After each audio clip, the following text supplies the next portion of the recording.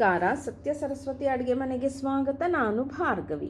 ಇವತ್ತು ಮೆಂತ್ಯ ಸೊಪ್ಪಿಂದ ಚಿತ್ರಾನ್ನ ಮಾಡ್ತಿದ್ದೀನಿ.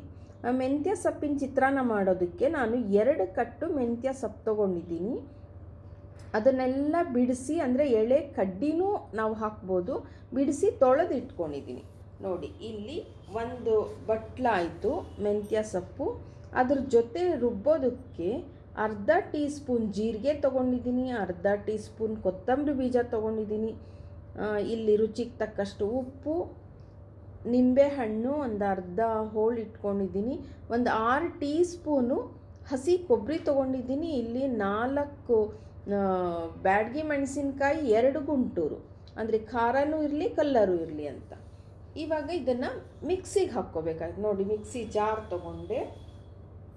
ಅದಕ್ಕೆ ಮೊದಲು ನಾನು ಮೆಣಸಿನ್ಕಾಯಿ ಹಾಕ್ಕೋತೀನಿ.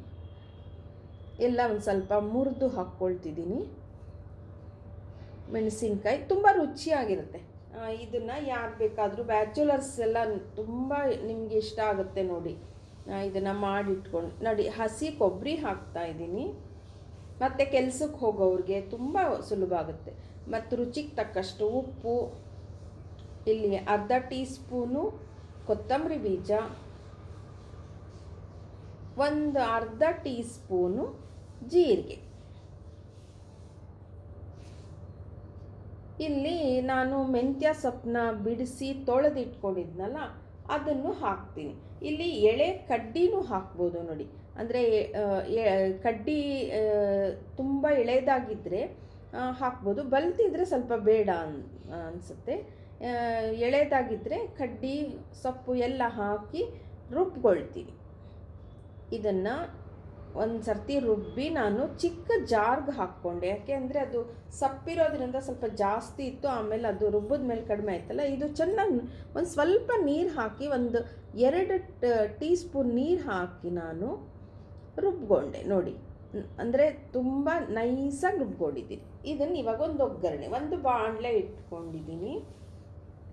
ಅದನ್ನ ಸ್ಟವ್ ಆನ್ ಮಾಡ್ಕೋತೀನಿ. ಸ್ವಲ್ಪ ಸ್ಟವ್ ಆನ್ ಮಾಡ್ಕೊಳ್ತಿದ್ದೀನಿ. ಇವಾಗ ಬಿಸಿ ಆಗಲಿ ಒಂದು ಸ್ವಲ್ಪ. ಆದಮೇಲೆ ಒಂದು 2 ಟೀ ಸ್ಪೂನು ಇಲ್ಲಿ ನಾನು ಎಣ್ಣೆ ಹಾಕ್ತಿದ್ದೀನಿ. ಈಗ ಗಮನಿಸ್ಬೋದು, ನಾನೇನು ಜಾಸ್ತಿ ಎಣ್ಣೆ ಹಾಕ್ತಿಲ್ಲ. 2 ಟೀ ಸ್ಪೂನು ಎಣ್ಣೆ ಹಾಕ್ತಿದ್ದೀನಿ. ಹಾಕಿದೆ, ಸಾಸಿವೆ ಹಾಕಿದೆ, ಅದು ಸ್ವಲ್ಪ ಚಿಟಪಟ ಅನ್ನಲಿ. ಅದಕ್ಕೊಂಚೂರು ಇಂಗು ಹಾಕ್ತೀನಿ, ಒಂದು ಸ್ವಲ್ಪ ಇಂಗು ಹಾಕ್ತೀನಿ. ನೋಡಿ, ಇಂಗು ಹಾಕ್ತೀನಿ. ಹಾಕಿ ಅದು ಒಂದು ಸ್ವಲ್ಪ ಕಡಲೆಬೇಳೆ, ಉದ್ದಿನಬೇಳೆ, ಒಂದು ಅರ್ಧ ಸ್ಪೂನ್ ಕಡಲೆಬೇಳೆ, ಉದ್ದಿನಬೇಳೆ. ಇಲ್ಲಿ ನೀವು ಬೇಕಾದರೆ ಕಡಲೆ ಬೀಜನೂ ಹಾಕ್ಕೋಬಹುದು, ಇಲ್ಲ ಗೋಡಂಬಿ ಹಾಕಿದ್ರೂ ತುಂಬ ಚೆನ್ನಾಗಿರುತ್ತೆ. ನಾನಿವಾಗ ಕಡಲೆಬೇಳೆ, ಉದ್ದಿನಬೇಳೆ ಅಷ್ಟೇ ಹಾಕ್ತೀನಿ. ಕರಿಬೇವು ಒಂದು ಸ್ವಲ್ಪ ಹಾಕಿ, ಅದೊಂದು ಸ್ವಲ್ಪ ಆದಮೇಲೆ ನಾನು ಅದಕ್ಕೆ ಶುಂಠಿ ನಾನು ರುಬ್ಬಕ್ಕೆ ಹಾಕಿರಲಿಲ್ಲ, ಹಾಗಾಗಿ ಇವಾಗ ಒಂದು ಸ್ವಲ್ಪ ಶುಂಠಿ ಹಾಕಿ ರುಬ್ಬಿದ್ದೀನಲ್ಲ ನಾನು ಮೆಂತ್ಯ ಸೊಪ್ಪು ಎಲ್ಲ ಹಾಕಿ, ಮಸಾಲೆ ಎಲ್ಲ ಹಾಕಿ, ಅದನ್ನು ಇವಾಗ ಬಾಣಲೆಗೆ ಹಾಕ್ಕೊಳ್ತೀನಿ. ಚೆನ್ನಾಗಿ ರುಬ್ಕೋಬೇಕು, ಆವಾಗಲೇ ನಿಮಗೆ ಚೆನ್ನಾಗಿರುತ್ತೆ. ನಿಮಗೆ ನೀವು ಬೇಕಾದರೆ ಇದನ್ನು ಮಾಡಿಬಿಟ್ಟು ನೀವು ಹೇಳ್ದಿರೇ ಕೊಡಿ ಬೇರೆಯವ್ರಿಗೆ, ಅಂದರೆ ತಿನ್ನೋದಕ್ಕೆ ಕೊಡಿ. ಅವ್ರು ಏನು ಹೇಳ್ತಾರೆ ನೀವು ಕೇಳಿ. ಒಂದು ಸ್ವಲ್ಪನೂ ಕಹಿ ಇರಲ್ಲ. ನಮ್ಮ ಮನೆಯಲ್ಲಿ ನಾನು ಮಾಡಿ ಸುಮಾರು ಸರ್ತಿ ಮಾಡಿದ್ದೀನಿ, ತುಂಬ ಚೆನ್ನಾಗಿರುತ್ತೆ.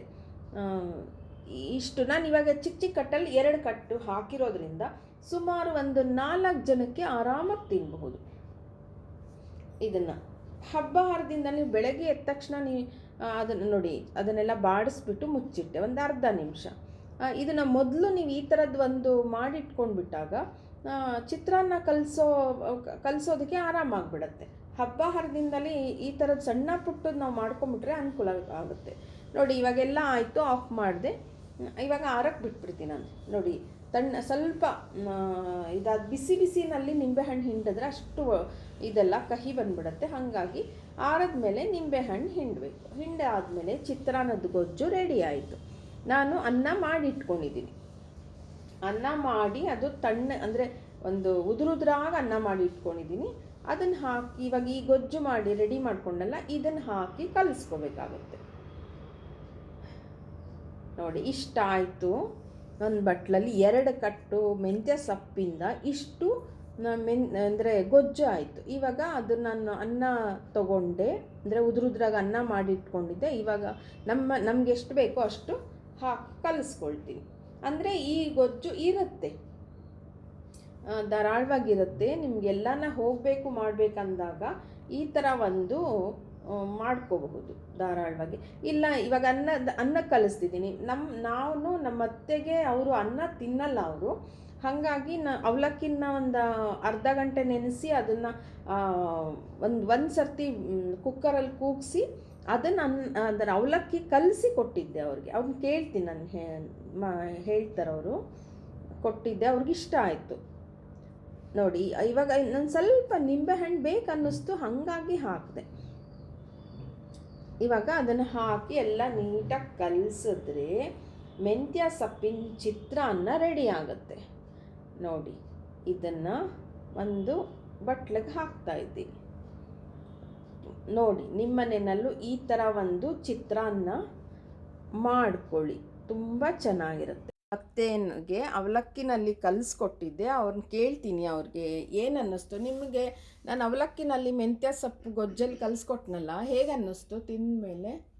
ತುಂಬ ಚೆನ್ನಾಗಿತ್ತು, ರುಚಿಯಾಗಿಯೂ ಇತ್ತು. ಹೌದಾ, ಇಷ್ಟ ಆಯಿತು ನಿಮಗೆ? ಇಷ್ಟ ಆಯಿತು.